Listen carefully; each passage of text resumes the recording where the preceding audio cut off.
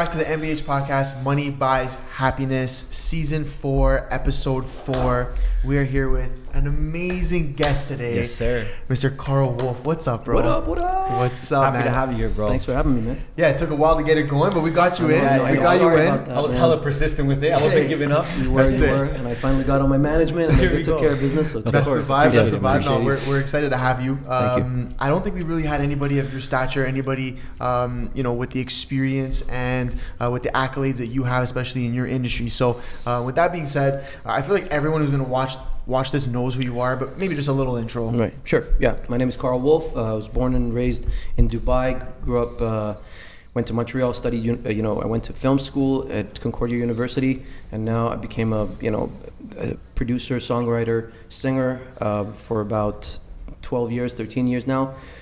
Went to number 1 with Africa. Was my biggest Banger. hit. Yeah, Yes. exactly. That Yes. was like 48 weeks at top 3 on Billboard. Let's go. Got 9 awards, 13 platinum gold records, and yeah, that's where I am. Damn. Okay, shit. I didn't even know this that I'm sure many. you're missing a bunch of shit, too. I'm probably missing some stuff, but So, Carl, you came into the industry, like you started, what, 2001, 2002? I think so. Yeah, 2001 was my first award. Yeah. Yeah. So how was it starting off in terms of the industry compared to maybe how it is today? Yeah, Could you do a comparison of absolutely. I mean, I've seen, I'm an OG, so I've seen the before, pre-social media, you could Yeah. say, and post-social media. A huge difference, Yeah. especially in the way that you navigate the business side, Yeah. the way you distribute music, all that stuff. At the beginning, it was all like really street stuff. Everything is hand-to-hand combat. Yeah. Now it's a totally different game completely. You Yeah. see guys who aren't even musicians per se Yeah. pursue, careers in music and still make it because of their fan base, Of course. So Yeah. it's a different game altogether. But, we've managed to completely, bridge the gap. And Yeah.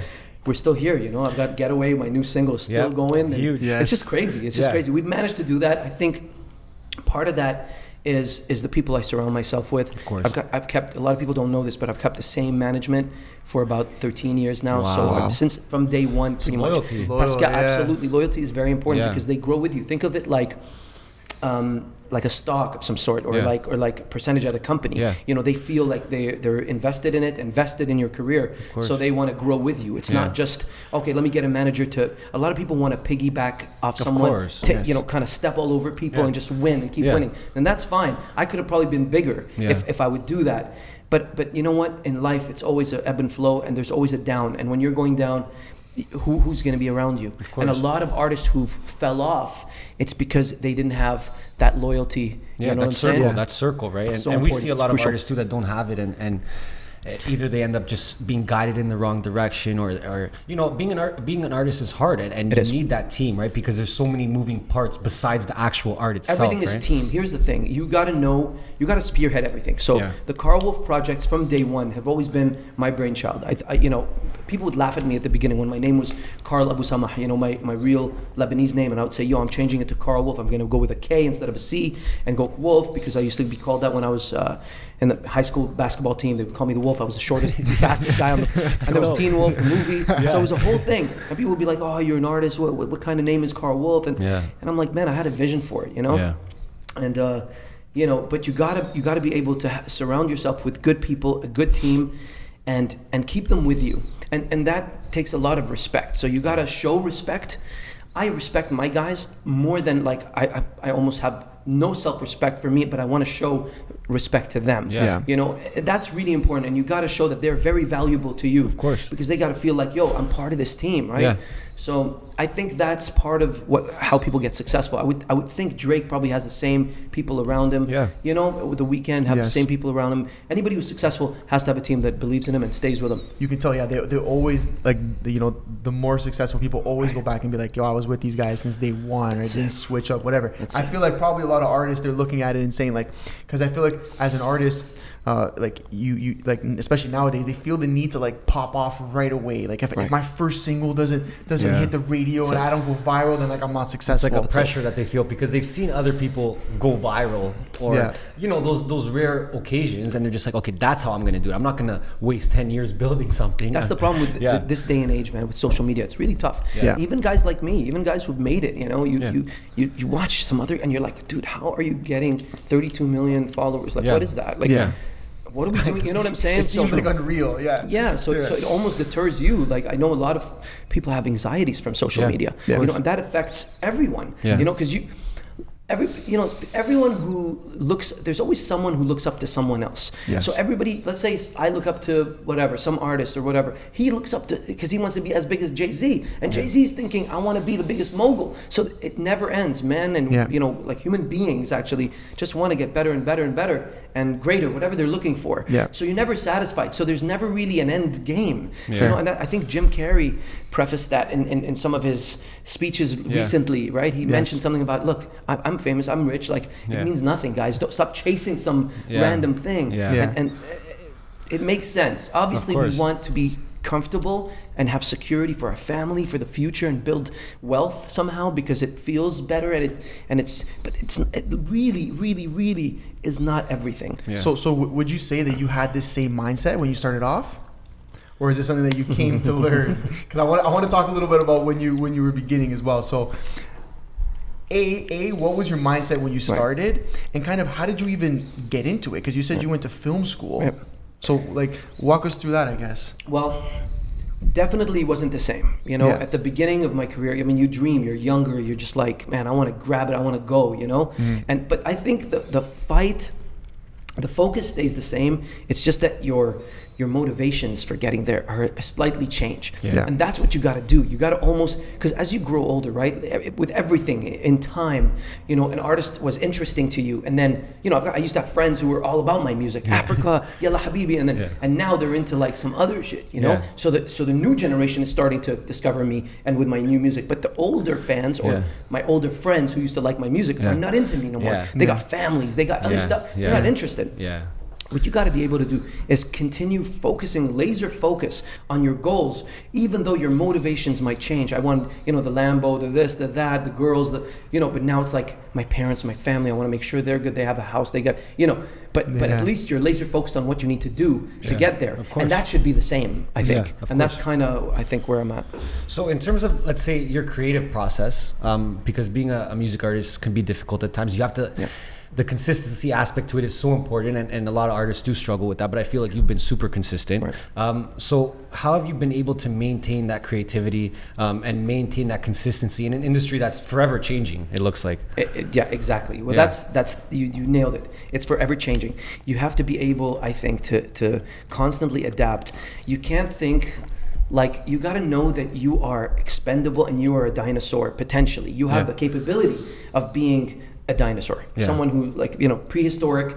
We don't care about Karl Wolf. That's a has-been. That's Africa's done. I mean, you had a hit once and that's it. You can't think like that, and you can't, a lot of people do this, are you listening to what's happening in hip-hop? Like, what the hell is it? Don't do that. Once you start doing that, you've lost the game. Of course. Because they're calling the shots on that. The new generation is coming up with, it's their world. You got to fit in their world now on some level. Of course, you could take the experience and some of the musicality that I know and add some crazy, you know, melodic stuff that they don't know. But you got to fit in their world. Of course. And that's something a lot of people kind of forget, and then they start to fall off. So in terms of fitting in their world, and I've seen you do a lot of this, especially throughout the pandemic, you've been very active on socials. You're putting your 2 a.m. sessions out regularly, which is dope. So I don't know why I'm awake in the day. Like, it's really weird. Like, I was gonna say, it's I feel like a vampire. So how did that come about? Was that something where it's like, okay, you know what, I'm doing this in order to adapt to the current generation, and this is something I need to do? So you do, in this industry, you do have to have some kind of calculating brain, okay? I'm not just artist left brain or whatever it is. I'm both. I literally think, you know, business, creative, I think both. And you have to in order, it's a fine line to draw, because you don't want to be too calculating either, and it seems too generic and like, okay, you're just obviously chasing something. But you have to do both. You got to be super creative, but super business smart. And, you know, with TikTok, I was like, yo, so what's this TikTok? What's going on? I mean, people are going on, like, it's for kids. I don't do that. I'm like, I don't give, what do you mean for kids? Like, this shit is crazy. It's making millions. Look, can I swear? I don't even know. What's the deal here? Can I swear? Of course. Okay, of course. So it's crazy, right? So I'm like, okay, how do I fit in this? You gotta, so I studied it. I'm like, man, I gotta study this shit. I think Gary Vee was the one who said that to me. He was like, you got to go on TikTok. Yeah. Like, come on, this is the future. Of course. When he said it, and this was like 3 years ago or whatever, I was like, fuck, I got to go on this. Okay, no problem, I got it. So I started studying. Okay, I see a lot of girls, titties, whatever. I mean, I guess that's my algorithm. Your algorithm is just You know what I realized? Love Just that. side note, Yeah. I asked some girlfriends of mine at the time, I'm like, you guys just constantly see ass and tits? Like, is that what's going on? Yeah. She's like, no, I see guys with abs and like, I'm like, what? I've Algorithm. never Yeah, seen yeah, that. yeah, there you go. Never. So algorithm. So I was studying that. I'm like, okay, dancing. I'm like, man, I'm not a dancer vibe, man. Let me just try something. Let me do something crazy. You know, so I started doing some funny things at the beginning, you know, just like comedy stuff, whatever. Yeah. And then I did this dance thing for when the COVID hit. Yeah. And I was like, just stay home. I had this, you know, it was Doja Cat's Say So. Okay. And I did Stay Home. Dope. You know, I want you to stay home. Yeah. And that went viral, right? There So I you was go. like, I was always getting like 300, 1,000 views, Yeah, whatever. I was yeah. like, what is this? I'm Karl Wolf. Are you fucking kidding me? What the hell? Nobody gives a shit. Yeah. Because that new generation doesn't care about Karl course. Wolf. Yeah. So I'm like, okay, so I did that. And it went to like 100,000, 120, 130. I was like, whoa, okay, people just started going viral. We had 60,000 videos of it like being done. Yes. Everybody was dancing to stay home because at the beginning of the pandemic, people course. weren't sure, you know. Yeah, That was the vibe. The Yeah, fuck, yeah. what are we doing? You Yeah. know? Yeah. It's like, fuck, stay home. If they Yeah. say stay, just do it for a little bit. Let's see what course. happens. Yeah. Yeah. So that was my whole thing. That worked. So I continued that. I said, okay, you know what? Let me try something else. So obviously it wasn't just dancing. I created my own version of that song. Yes, so it was of kind of course. like a remix with a little bit of a clever idea. Yeah. Boom. So two things, and then it worked. Yeah. So I started doing some of that.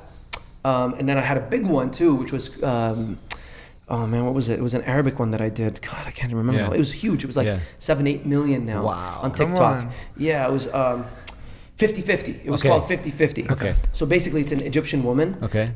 who just in Egypt was just doing an interview. Yeah. And she was like, I don't understand the English, but I speak English 50-50. Yeah. I'm like, dude, that's a crazy hook. So I put music to it. Yeah. I can't remember the hook, but it was like, course. I don't speak English 50-50. And then it went viral. Wow. It went crazy. People went crazy. Yeah. People in Egypt, in the Middle East. Yeah. And even in Russia, like just people all over the world started remaking that video, with my Yes. sound. Yeah.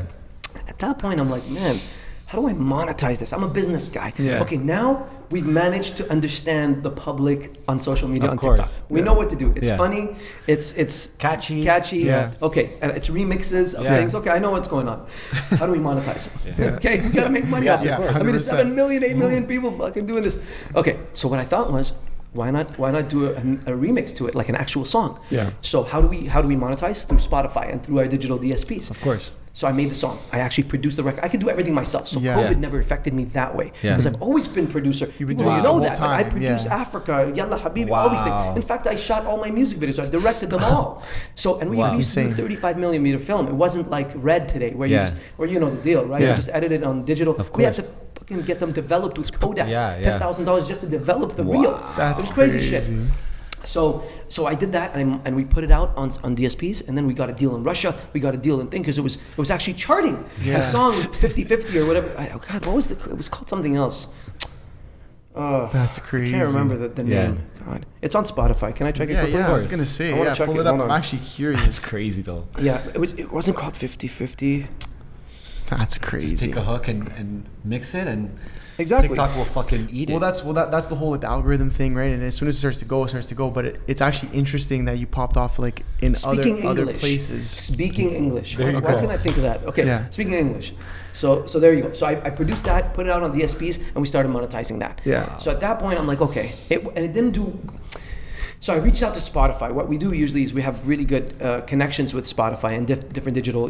Throughout my career, I know the head of A&R there and whatever. So I hit him up and I said, yo, I got this thing on TikTok. It's blowing up. It's Yeah. crazy. It's like huge.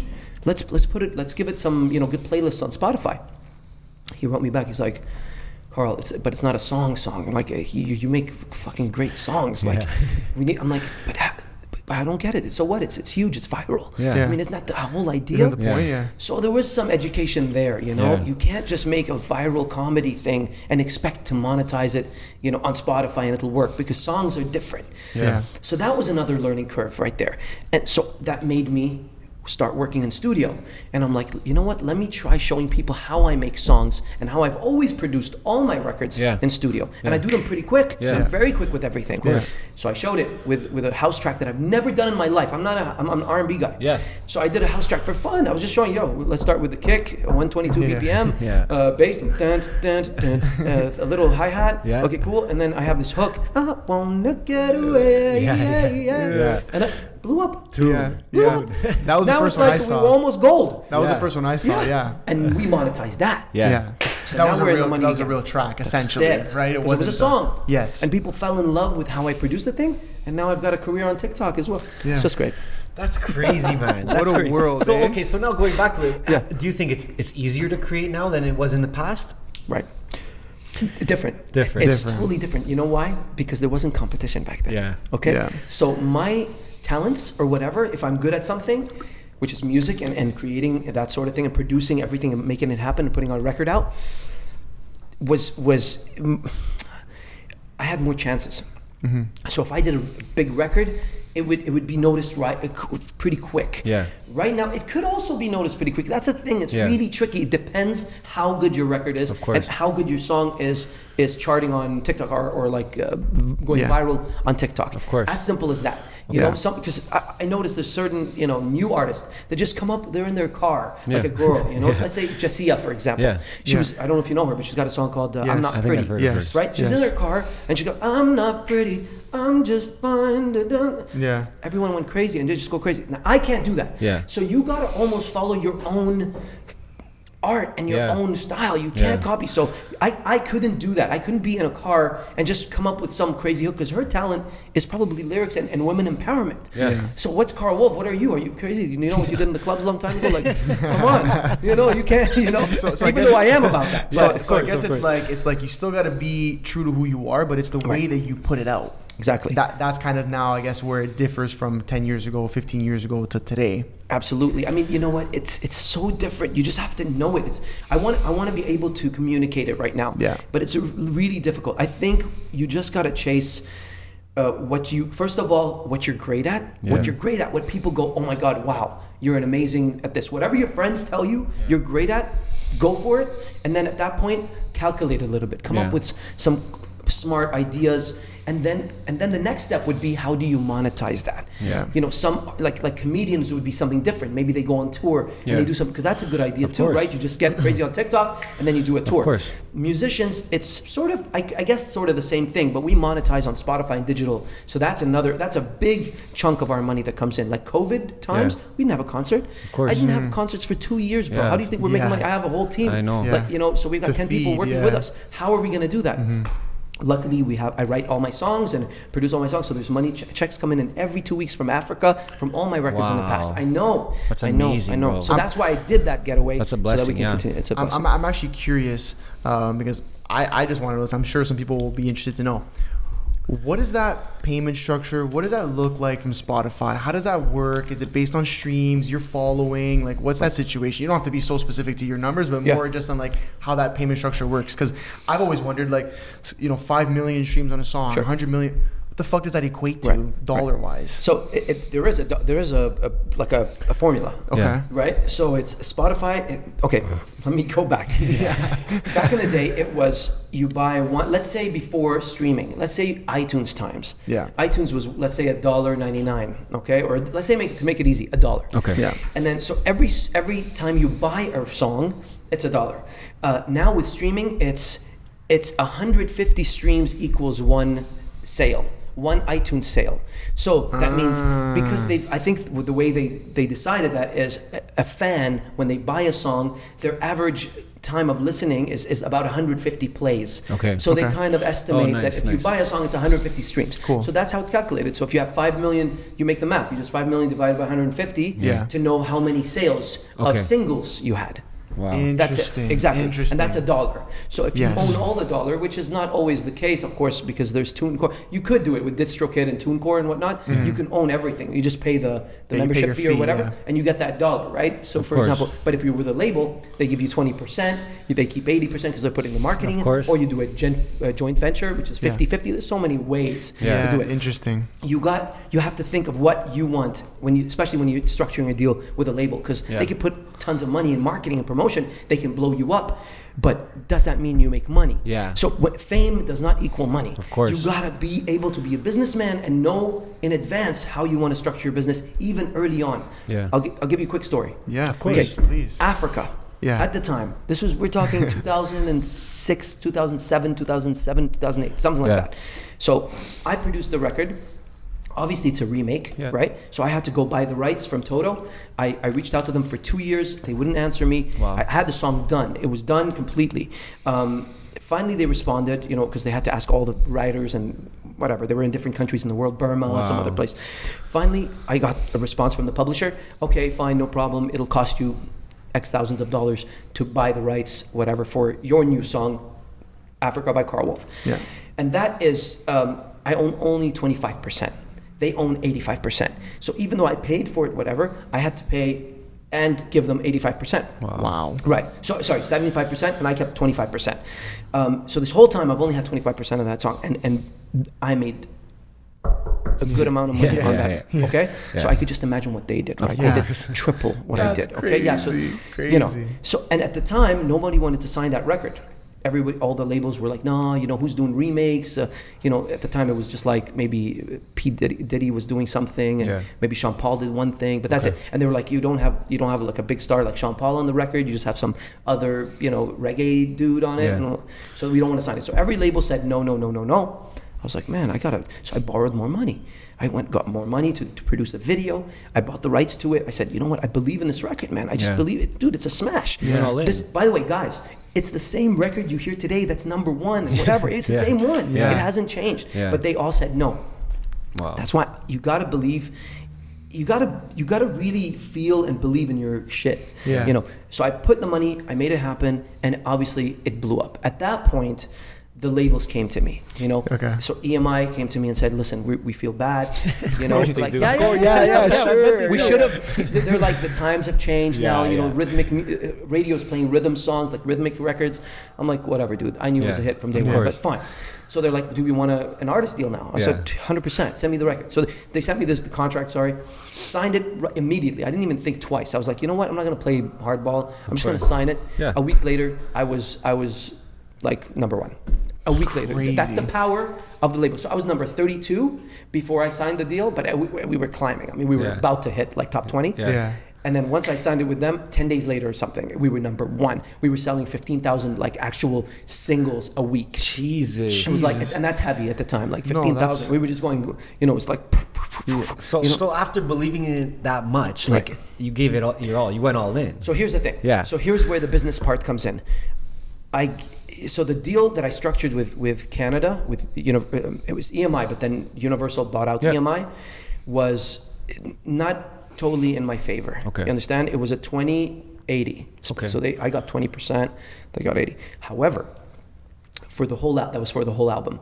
But I did make, and I couldn't believe this happened, because there was a big discrepancy with like the societies of authors and composers like SOCAN and whatever. Yeah. Mm-hmm. They came to us and they're like, okay, but there's this big, huge chunk of money that's sitting down, and we can't give it to you, or we can't give it to Universal, because Universal is pretty much saying that's theirs. And I'm like, but no, that's mine. I own the masters. Yeah. They're saying that they own the masters. I'm like, what the hell? No. So I looked back into the contracts from 2007. Yeah. I couldn't believe what a tenacious son of a bitch I was.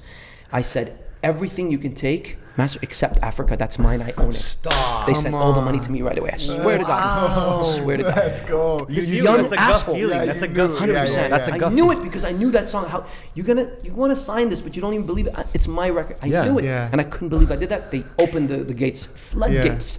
So when this happens with Africa, and now you're starting to see this fucking quick success, like right off the bat, what's going on through your head? unbelievable. Yeah. I couldn't even believe that it was happening to me, because Yeah. you dream of course. of success in this industry, right? You don't forecast failure. Yeah. You can't. You're so excited. You want to win, and you're gonna win, right? And then, but when it happens, and you're actually number one. And I remember being at eTalk, whatever, and they were used to the live eTalk, like it's a TV show. I don't know. Yeah. So, and they came to me, the whole team, the whole EMI crew, from like the representatives, the executives, everything came with like gold records. Wow. Or platinum, I can't remember. And they were like, surprised me. They're like, and I saw my manager, I'm like, what? They're like, they're all here, surprise. I'm like, and they gave me it live. That's amazing. My first gold record for me, for Karl Wolf. I used to be a producer before, so I'd write songs for others, and we went gold, platinum, like crazy. I already had like 5 million sold by albums as a producer. Of course. But Karl Wolf, this is my art. Like, no, nobody cared about me. No one really believed in me. So that moment, I was about to like break down. Like I kept it together, But I'm like, dude, I can't believe it's happening to me. It's really, really cool, man, when it actually happens. But you gotta also know that it'll die quick too. Of course. You gotta be able to keep it going, And that's always been like part of my goal, just to keep going. Has there ever been a thought in your mind, like, this is, I guess, more recently after Africa, was there ever a time when you're like, yo, I don't know if I'll be able to top that shit? Yo, like, because that could be a thought, like, no. You're just like, I'm on to the next now. The problem is I believe in myself and what I do and my team too much. It's the public telling me, dude, chill the fuck out. You're just a guy with Africa. People would say that. You're one hit wonder, Karl Wolf. I'm like, one hit wonder after what, 12 records? Like, we're platinum and gold. Like, at what point are you going to say I'm not a one hit wonder? That's just the haters. Yeah, but dude, you know what's crazy is they used to say that day one from Africa. Oh, I hurt my finger. That's how serious. Day one, bro. From day one with Africa, they used to say the same shit. They're like, you're just a one hit wonder. I'm like, and it just came out, because when you have the spotlight on you, the hate is on you too. Yes. And it's especially a new artist coming out. I had my, my shirtless thing. I was always Karl Wolf coming out. And people were like, who the fuck is this guy coming out of nowhere? It was funny. It was funny to see, But then with hate comes a lot of love too. Of course. And remember, it was in the cusp of YouTube breaking too. So I was one of the first videos on YouTube. Wow. Yeah. So it was like that was the birth of haters. The birth.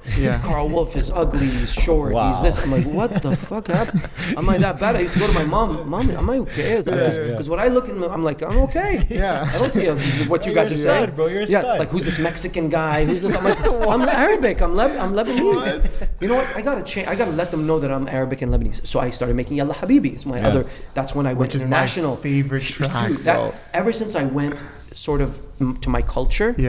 It opened a whole new world for me. Fans. Oh my God. That made me Mr. International at that point. It wasn't just Canadiana. It was like, okay, this guy's got like exoticness going on. And he's not afraid to show it. I think that bravery at the time, and there was another artist, Masari, at the time. Of course. So I can't believe we came up at the same time. And we were both like Lebanese Canadian working on some Arabic R&B. Without knowing, so it was like a parallel universe. Of course. And there was always a tit for tat thing. They were like, and I was like, but then, but then here we are, and we kind of, squashed that beef, I guess, or whatever, with those guys. You even went and like shot a video. You shot in Dubai for Yalla Habibi, right? Absolutely. That track was crazy. Yalla Habibi, I directed that. Amazing. Quick story with that as well. Look, if I'm talking a lot, no, because I got stories. Because I got stories. Spit it. Okay, so Yalla Habibi, we shot in Dubai. A really interesting thing that happened. So I produce everything. That means I executively produce and direct. So edit at the end as well. So I did pretty much everything. But I really, especially with this one, I wanted something that, a lot of artists, especially rappers and things, were like, on the come up, and they were like, okay, I got this car, I got that, I got this, I got, at the time that was the kind of game, now it's a different sort of game. Maybe it's a little bit still there, but it's not as much there anymore, right? It's about real depth and other meanings. So I was like, okay. So I connected because I grew up there. I had good friends, in high places, and they were like, Karl, what do you need? What do you need? Remember at the beginning, it's like, yo, Karl Wolf is representing Arabs and whatever. So I'm like, yo, let me show you what's up. And I'm like, I could. He's like, do you want my helicopter? I'm like, yeah, I'm down. Do you want the Bugatti? Like, I'm like, dude, nobody has a Bugatti. Yes, I'm the first guy. Before Lil Wayne. Before that's crazy. I want a Bugatti. Okay, I want the boat. I want the Bugatti. I want the yacht. I want everything. So I'm like, this video is going to be crazy. It's going to be lit, and I'm going to direct it because I know what I want to see. Yeah. So at the time, my dad was handling my management. So my dad was handling some of my books and whatever. He still handles my books as a bookkeeper. He's retired, but I keep him in the company. You know what I mean? That. Yeah, of course. That. He keeps active, man. When they retire, it's like they feel like, you know. So I remember getting this offer. They're like, okay, Karl, my dad called me. He's like, yo, so they want to pay $15,000 US for this GT, whatever, some other car, maybe Infinity or something like that. And it's the latest one, and they want it in the video, but they want exclusivity. They want you not to have any other car, but that one. But they'll give you $15,000 US. And at the time, I was like, 15,000? Are you kidding me? They'll kill my videos. I love this. Yeah. But guess what? I said no. The Bugatti. I said because the Bugatti is going to have power on social media for a long time. Yeah. And I knew that other people would take the money. And I'm like, fuck no. I know the money is good and we can use it. And it was hard to figure out, but I'm like, but I want to be that guy. I got to be that guy. I mean, I got to big things up. Why are people watching my video if they see a GT? Who the fuck cares? What, because it's Karl Wolf? No. You got to give them something. And I gave him that Bugatti before anybody else did. And then after that, everybody was like, Bugatti. This was in 2007 when I shot that. Jesus. I'll never forget with the fucking helicopter, but it's just such a legendary video. Like, crazy. And I'm curious, so obviously you're saying, you know, the whole Canadian thing, and now you're, you know, a little more international, right? How did it translate from a standpoint of like American market? Did you do very well there? Did you find it didn't do too well there? Like, what was that situation like? We have pockets in America of like niche fans. Okay. We've never broken in America in a big way. Okay. And I think that's the one difference between me and the Drakes and the Weekends and the Biebers. You know, we're obviously they're in a different stratosphere. We're in a stratosphere, right? So this is our challenge. It's been, is it the Arabic thing? Is it a Middle Eastern thing? Are people changing their minds now? Are we slowly opening up the doors to that? So it could have been either or, we don't know, you know, because obviously it was blowing up in Canada, in the Middle East, in Japan. I had #1 in Japan. We sold 1 million records in Japan. So, that's crazy. So Europe, Czech Republic, Poland, we've had, you know, pockets of other countries, but the States, we never broke fully. Now, it could be management issues, it could be, there's many things that we go through in our minds. Could it be the management? We didn't have management out there. You know, maybe timing. Is it, you know, what kind of artist are you that connects there? But I feel now with what I'm doing with Getaway and with everything, most of my fans are American. And plus with the online world it's as well. online world. It's kind of changing and moving, and they're discovering me. So we just signed a deal with a new management and publisher in the States. So now things are opening. I can't believe it now in my career. I'm finally, but it's good. Maybe, you know, they needed to see there's a history to Karl Wolf. And what's your history? We've got 7 albums for them to listen to once we have a super smash in the US. We need one big record just to get in the door. That's it. And once you're there, it's going to be game over. But I didn't get my chance yet for that. So I think that's coming, and it's very close. It's bubbling. So I'm excited. So when it happens, I'll come back. I respect that though. I respect that a lot, man. That you're still like, fuck it. I'm still gonna keep going. I'm still gonna press because I'm gonna get that smash. Like, and that's something too. Like you even mentioned, you were brought up in the music industry with some of the OGs, right? Like you're talking about, even you brought up Masari. Like there was Sean Desmond at the time too. There's a bunch of people in the city doing their things. But shout out Sean Desmond, man. He's a great guy. He'll be on here too in a couple weeks. That's my boy though. He's dope, man, and excited to hear his story. But being a part of that group as well, how does that feel, being part of, like, let's say the OGs and now looking back now, but also besides that, you're one of the only ones, in my opinion, to still stay relevant, right? So do you think that those OGs helped shape what we are today in Toronto in the music industry? Did it help people? Did it make it easier for the music industry today to kind of get out there? And I think a lot of artists did. Do you want to take credit, bro? Do you want to take credit? I'm waiting for you to finish. I got something. Right? Like, so no, that's pretty much what I want to ask you, just about that, being a part of that and now seeing it now, and maybe even comparing it to some people that were there with you at the time. Right. The way I see it, and I've thought about this before, you know, and it only hits me. I never thought that. I never, you know, you don't, you know, it depends on the personality of someone. For me, I'm not the type to kind of go, oh, I changed the game and whatever. I don't even think it's like that. Sometimes I'm surprised when someone says hi to me on the street. So it you know, I'm living my life. I'm trying to live a good life and you know, be happy myself. Of course. You know, it's not about just fame. I want to take care of my family and future generational wealth and whatever. So, but I did hear from many many people in the industry who are now artists, who are up and coming now, who tell me you changed my, you affected and influenced me as a kid growing up. Amazing, bro. And I loved Africa. I loved Yalla Habibi. I mean, it's so primal and connecting to all these people more than I know. Yeah. So I'm sure that there was a lot of, we've sort of paved the way. And when I say we, I mean me, Sean, Masari, let's say, and Drake and like other guys. Because you gotta understand, Drake is not super young either. He's kind of he's what, 31, 32 now? Yeah, 32, 33, yeah. So he's like, so he was kind of, I remember him watching me perform at the Stylus Awards or something. It was a hip hop awards. Yeah. And I had Yalla Habibi. Yeah. And he was there. He came in with his crew, so he was already Drake. Yeah. It came in, everyone's like, oh my God, Drake. And I was singing Yalla Habibi, winning an award. And then the song stopped and it was a whole fucking nightmare. But anyways, I had to sing it a cappella at the time.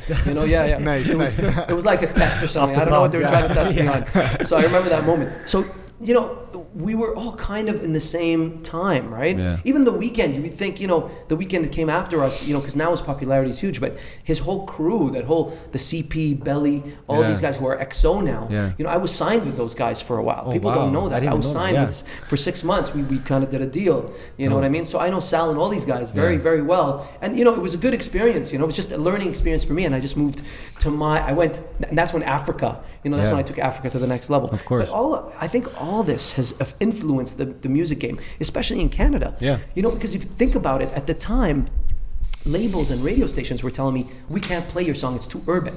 Yeah. We can't play your song, it's too R&B. Which is crazy. It's too rhythmic. Bro, they would say my stuff, Karl Wolf, the nice love-making music. It's like, I'm like, are you kidding me? This is like pop, it's pop. But at the time, it wasn't. So we changed the landscape of that, So we were part of changing the landscape of that. It's huge, man. I want to talk about we spoke about even off camera a little bit, just younger artists that maybe you even reach out to, that you mentor, that ask for advice. What do you find with the artists nowadays of our generation? Do you find that they're struggling with things? Like when I look at it, I find a lot of artists won't adapt. Sometimes there's an ego there too, where it's like, they'll make some sort of music first and they're like, well, that's me. I'm not going to do no TikTok shit. I'm not doing no reels. Like, that's not me. So do you see that a lot in our generation? I do. But here's the other thing. So I was managing like 3-4 artists a while back. Like at the growth of Karl Wolf, I started saying, you know what? I want to expand. Let me start managing artists. Yeah. Sort of a mistake for me because we kind of diluted. Remember when I took a dip a little bit? It was because I was managing artists. And we weren't focused on the breadwinner, which is Karl Wolf. We bring in the money. Karl Wolf brings in the business. And then we were just kind of like, okay, let's help other artists. You got to be careful with that, So I was very instrumental in mentoring artists, We had 4 young artists, man, and I was working with them and trying to get them in studio. Really tough to manage artists. I tell my manager all the time, you're lucky, you're blessed you have me. And I'm not being, he knows what I'm talking about. And I'm saying that for real because I wake up every fucking morning calling, ready to go, whatever's needed to be done. You know what I mean? And other artists are like, oh, I got my girlfriend, I got this, I can't do this now. And they don't understand. Maybe their motivation for winning is different, man. My motivation is like, I don't know why I feel this in me, man. I gotta build bigger from what my parents have built. Of course. You understand? And I feel I've got that power. I've got that energy. No matter how older I get, I just feel like my energy's still there, thank God. And I think that is my driving force. So I never lose sight of that. But I think to each his own, and I learned sort of the hard way, when I'm dealing with some of these artists, that they also have a point. Remember, we talked about the new generation. They have a style too. Their style is to be respected as well. Of course. I don't know everything. I used to think like, oh, you're young, you're Gen Z, you don't know what you're talking about, And I'm like, but then you see them have millions and millions of followers on TikTok and they know what's up. So you got to also listen and pay attention. So I think the combination between my experience and theirs and what they're going through, I think is the winning formula. And I do take advice from them of course. as well. But do you even think, okay, for example, like you even mentioned that you also had your business mind, right? You have your creative side, but you have your business mind. Do you find that there's a lack of balance sometimes when it comes to artists? Trying to find that business side. Big time. And just saying, okay, well, I'm an artist though. You need to find that balance, right? Those are the successful ones, guys. At the end of the day, anybody who shines and you're seeing succeeding, they've got a business mind as well. Yeah. If you're just an artist, you must be genius in order to be recognized. Like if you're a Justin Bieber, okay, whether he had a business mind or not, I'm not sure. But it doesn't matter at that point. You're super, super talented. Your voice kills everybody. You're a super crazy dancer. You play the drums. You're fucking incredible looking. Like what the hell? And then at some point, someone with a business mind comes and grabs you and says, "Okay, I'm gonna take you." That's now. it. So it's the right, it's serendipitous, and you have the right manager for the right artist. But other than that, people would say the same thing. They're like, but look at The Weeknd, Karl. You should make music like look, how come they're number one everywhere in the world? How come you're not number one everywhere in the world? Everyone's got their path, guys. I wasn't born in Toronto like he was. I didn't have the experience of doing whatever he's done. I was born in Lebanon under bombs. My parents left when we were 3 to run away. My dad got shot in the back. Like we have different experiences, man. So my motivations and everything, the way I act with people is different. But even if you tried to be like The Weeknd, you wouldn't have been successful anyways. Correct. You can't do that. It's not. That's his path, and people have to understand that you can't be the second Weeknd. You got to be the first Karl Wolf. And no matter how it's successful or not successful, you are genuine, and the only time you will succeed, I feel, and when people will connect with you, at least forget about success, but people will connect with you is when you're genuine. Always. That's it. Agreed. We preach that, bro. We preach that. And I have a question now. Also talking about this young generation, the way they're coming up and what they're doing. From what I read online and some people that I've known and seen, whatever. It seems that they are steering away from signing with labels. And I always hear and even as they get bigger, like Tory Lanez is always like, I'm independent. Like, what's your take on that? I'm the same way. I'm independent now. We bought all my catalog back. Lone Wolf Entertainment, which is this, owns everything now. So we're making money from everything because on some real shit, we didn't make too much money from signing with a major label. Only in certain territories when it was explosive, like when it was really huge. But generally, they always have something where they send you some accounting document that says we spent more money than we made. And good luck trying to audit that. They've got lawyers. I'm not talking against that. I'm just saying now, bro, I'm free. I own everything. Africa, you name all the big hits, and they play around the world thousands and thousands of times. Facts, so we make our own checks. I think they're not wrong. However, you want to be sought out by a record company. That means your shit is working. Means you're doing good. That's it. That's it. And if they give you a good advance, that means you could buy a nice house. So you got to think. It's like everything in life, like the vaccines. You got to choose your own thing for your body. You know what I mean? There's no one size fits all. Interesting. But I think it's not a bad idea for artists, especially these days. No label is coming after you anyways. What kind of who are you that labels are coming after? You gotta be fucking huge, like these days, massive. 100%. They're not coming after you unless you're massive. So if you get an offer from a label, make sure the deal is perfectly incredible and suits you. That's how I see it. Fair. I want to ask you about. You just mentioned it that you were born in under bombs, let's say, and let's say it's a scary kind of childhood to grow up with, right? So. Now looking back on that and where you are now in a very successful career, how have your parents taken that? How has your family taken that? It's a super blessing, right? So how has that been for you? Absolutely. It's my story, man. One day I'm going to write a book about this. There's so much that happened, and family. I never share my real stories, and that's one of my downfalls. I'm very private about my personal life, about my family life, and what we've grown up and what we've done. I keep it, and I think. That's probably one of the reasons why I don't fully break open. A lot of artists are very open about everything, about their story, about their downfalls. I'm never. For me, it's always up. Karl Wolf is always up. That's it. But it's not true. There's many downfalls. And my family has gone through several hardships in our lives, and I've managed to keep and be the breadwinner for the whole family for 15 years. Wow, that's so amazing. I took care of my parent. My dad lost his business in Dubai on some really bad situation. And I sort of said, you know what, Dad, and I got you. I took care of it, and they live now in Montreal, comfortably retired. Wow, nice. Understand? Amazing, so man. Maybe I could have an extra Lamborghini in my life, but I took care of that instead. That's what you want, man. That's respectable. That's super respectable. Thank you. But that's what life does to you, and you have to navigate that.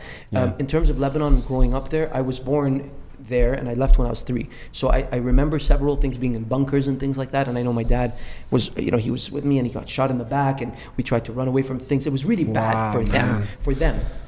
So it didn't affect me in the way that my experiences, right? Because they sheltered us. So we went to Dubai. We got a better life. Brought us to Canada to immigrate, have a better life here. You understand? So we were lucky that we had that that opportunity. However, for them, I do feel their stories, and I do feel for them and what they've done. You know, like of course. at the end of the story, my parents don't have much other than us. You see what I'm saying? Yeah. So that breaks my heart sometimes. Yeah. You know, it's like he had so much promise and so many things going for him, but they lost things in the war, lost things in, you know, that's where it hurts me, and I want to fight harder. Yeah. Do you I was gonna say, understand? that must be a driving force Yeah. for you, man. That's Yeah. what it is. Yeah. Yeah. Okay, and now you said about the whole vaccine and then whatever, all that stuff. So in our current landscape, right, the one that we've been in for whatever, almost 2 years now. Yeah. What does that look like for you as an artist, trying to adapt and find your way in this new landscape? And how do you think it's going to affect music and the industry going forward? Wow. I mean, you know, digital, online has been pretty much everything. That's our survival these days. I'm not a fucking huge fan of virtual shows, man. Yeah. I'm not a huge fan of that. It's because it doesn't translate as well. Yeah, you know, I'm a guy that likes to energize the public, and I feel like through this freaking phone, man, you're not getting that experience. Of course. So that's something that really bothers me creatively from that virtual. But that's the reality. Things are opening up. Look, I'm optimistic now. If you caught me like a year ago, man, it was hard different times. story. And Yeah, I'll be yeah. honest. Like Yeah, I was down, man. There was moments I wouldn't even write. I can't believe I came up with an album during this time That's too. what I'm saying. Yeah, it's Too. insane. That's That's what what I'm I'm saying. vibes. Like, TikTok saved me, man. Yeah. Thank you, TikTok. get that sponsorship, you know what I mean? But you even had an open mind enough to just go and do it, man. Like Facts. that's huge, right? Facts. I want to talk about just some of the people that you worked with in the past and had on your tracks, like Timbaland, P Rain, 36 Mafia, Cardinal Official. Like, bro, how was that, man? Like, how was this working with some legends? To be honest, man. I did work with some legends. Yeah. I did work with some. So 36 Mafia, amazing. Juicy J. Yes. Juicy- oh, that's- Yeah, we legend. shot the video in Beverly Hills. Legend. We went, it was Mash It Up, I think. Yeah. Fuck Yeah. Shit Up and Mash Yeah. It Up. Yeah, Fuck Shit Up didn't work. Mash It Up worked. For example, in today's market, Yeah. Fuck Shit Up would Would've work. Mash It Up won't work. Would've worked, yeah. So it's weird. Yeah. Great guy. We connected through a very good friend of mine, Danny Neville. DJ Danny Neville. He's from Dubai. Nice. And he basically has like he's the Virgin Radio guy Yeah. there in Dubai. So since we grew up there as friends, I told Danny at the time, I'm like, listen, I'm gonna go control Toronto, like control Canada. Yeah. You control Dubai, like Yeah. musically. Yeah, of course. And then we will always have that. He was Yeah. like, no, I want to come to Canada. I want to come. I'm like, dude, trust me, we were Stay, kids, you know. yeah. I'm like, stay, let's take over, Yeah. you know. And today he runs everything. Like Wow. Danny's the guy, you know, for Virgin amazing. Radio, whatever I Yeah. need. You know, he's like the resident DJ in the biggest club. It's called White, Nice. and it's like the biggest club. Yeah. Huge in Yeah. Dubai. So he's set up there, and he's got all kinds of things, not just that. But so it was cool. You know, he connected me with Juicy J, 36 Mafia, and some other artists as well. I think Carly Buds Wow. as well. Yes. Nobody knows I did that track Yeah, with yeah. Carly Buds, Yeah. but I think we put it to bed. I don't think we ever released Okay. a track with him, but we did record it. So Juicy J was awesome, man. We went hung out. He's crazy. He's wild. Yeah. He's a Yeah, I smoker. could that tell. guy. Yeah. That guy loves his weed. My goodness. course. And this is a time where weed wasn't legal. Yeah, I guess yeah. you know. So and I'm not a weed guy, you Yeah. know. So I'm from Dubai. You know, Of it's course. different. I like my Yeah. shawarmas. You know, Yeah. it's different. Is there anyone you want to work with in the future?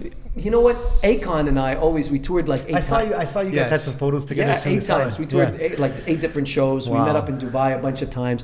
We've been friends for a long time, you know. Yeah. And obviously we've got Cardinal as friends in Yeah. between and whatever.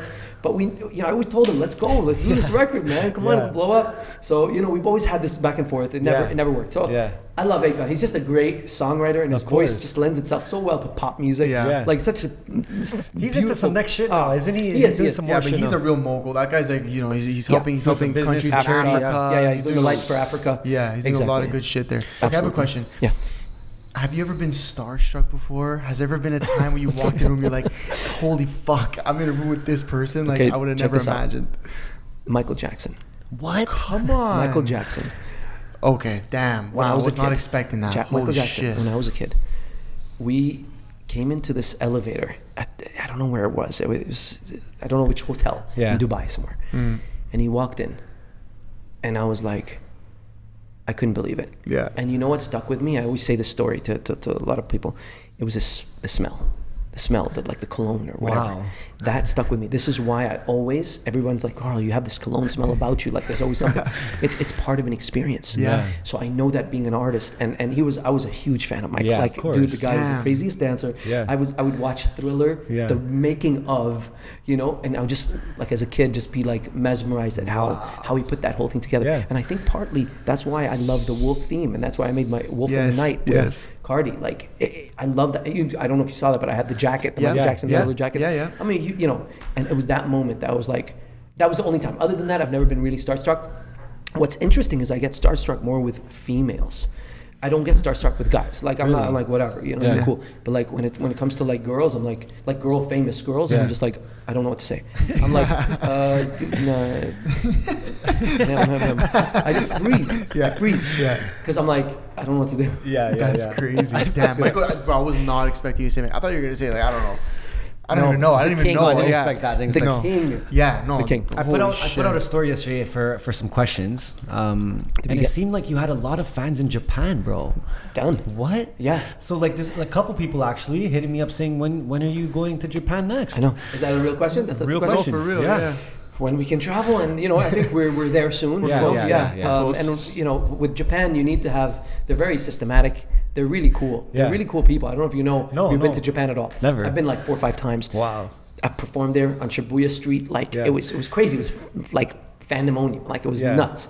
That's insane. And they loved the fact that I was Middle Eastern from Dubai. Yeah. As well as like doing R&B and dance hall music. Yeah. They love dance hall music in Japan. What? They That's love. crazy. They go crazy for dance hall. That I would never You'd imagine. never think so. Yeah. So we did this concert once in Japan, and man, when I say put your hands up, it's like military, dude. Yeah. The whole, and I'm like this. They're like, I'm like, you guys are amazing. Canada, they're like, whatever. Yeah. Get off the stage, asshole. That's crazy, man. How does it feel to have like insane. fans around the world like that? That's Because crazy. like I got the first message from someone from Japan. I was like, okay, maybe it's just like a 1-2 fan, whatever. Got a next one. Yeah. Then I got the third one. I'm just like, yo, this guy's got a fan base in Japan.